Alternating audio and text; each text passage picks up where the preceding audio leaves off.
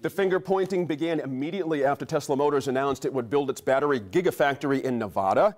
Lawmakers there are now discussing a $1.25 billion incentive package. Critics say the Martinez administration didn't do enough, while several organizations criticize the idea of giving Tesla such huge incentives.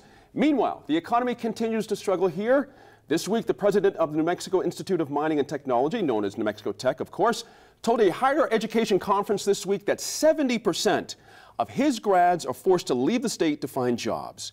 There was one bright spot this week, however. S&P Data announced it plans to hire up to 425 employees in Rio Rancho over the next few years. And Tommy, start with you. The Tesla moment we can use to rethink how we're going to rebuild New Mexico. Was there some value in the loss, just in the effort, so to speak? Huge. Yeah, I mean, all of a sudden New Mexico is put on this national platform, and it says, you know, it's just as competitive as California, just as competitive as Arizona, as Nevada, as Texas. You can't buy that kind of publicity. Right. I think, you know, so we didn't get it. Okay, so we don't have to worry about the $1.8 billion discussion that Nevada's wrestling with, but it opens the door for some great conversation on how do we create economic-based jobs and how much money, I'm a big proponent of this, do we put into a state closing account to bring in those economic-based jobs. Right, and apparently, Janice, we have some money here in the city. It's been reported, $30 million for closing funds and things like that. It seems like we're getting more serious about these things, but I'm interested in this idea of President Lopez at New Mexico Tech. About 70% of his graduates having to leave the state. That hurts, just to even read that. Well, I would say, and it's the chicken and the egg. He is graduating engineers, high-tech individuals, advanced degrees, and you have to go where the work is. So the federal contractors that have left the state, over 7,000 of them, that actually would have hired these people, the minimal decrease, but the lack of additional contracts at our labs means that engineering jobs in particular have moved out of state. Now, it was funny, I had dinner with Heather Wilson, and her students, they come at it a different way. She has 90-some-odd% of her students getting jobs. But in South Dakota, again, the same issue. There are only so many jobs. So we don't have the jobs here, and that's just a fact. Interesting. And what do you think about, did we dodge a bullet with Tesla in a way? I think the whole premise that somehow New Mexico can compete in hundreds of millions of dollars in incentives, Elon Musk, good on him, you know, if he can figure out how to essentially extort states for huge subsidies. And, you know, at the end of the day, California gave him hundreds of millions of dollars for his first phase. And lo and behold, he moved to second phase to Nevada.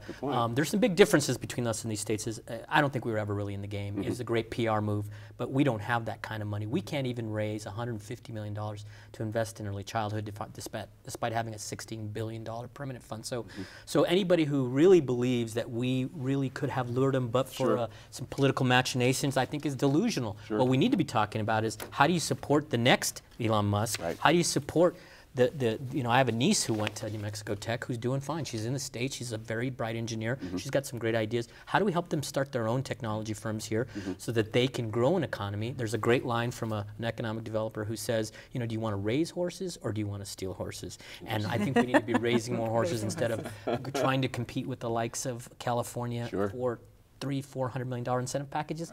We don't have that kind of money to be. Our closing fund needs to get smaller, not bigger. Interesting.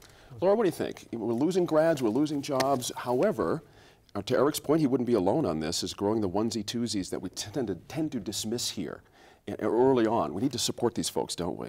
Yeah. You know, I think it was definitely, I do think that a lot of people were hopeful that Tesla would work out, and I think it would have made a difference. You can't, I mean, while it's good that S&P is bringing 425, 6,200 jobs versus 425, those are very different odds, but it would have been— Very different wage levels, too. Absolutely, very different wage levels, and I think, you know, it would have been a big commitment from New Mexico also. So in a way, we sort of did dodge a bullet. But I think that we have to do, I think, what everybody is in favor of doing, which is to try to build our base a little bit more. We need to bring in some more, you know, basically not these kinds of, you know, it was very flashy, obviously, the Tesla thing, and lots of people were excited, but are they long-term base jobs that we can start to move many more people into, you know, into those permanent jobs? And then also, I absolutely agree, we have to train grads to create their own opportunities. That's right.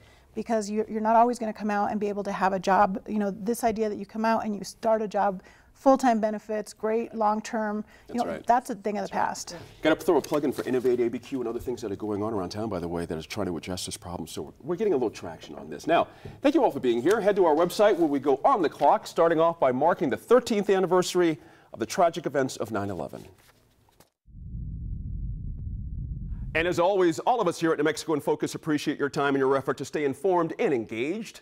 Catch up with us anytime on social media by searching New Mexico in Focus. And you can find archived interviews and often bonus material from our shows on our YouTube channel and at newmexicoinfocus.org. I'm Gene Grant. We'll see you next week in Focus.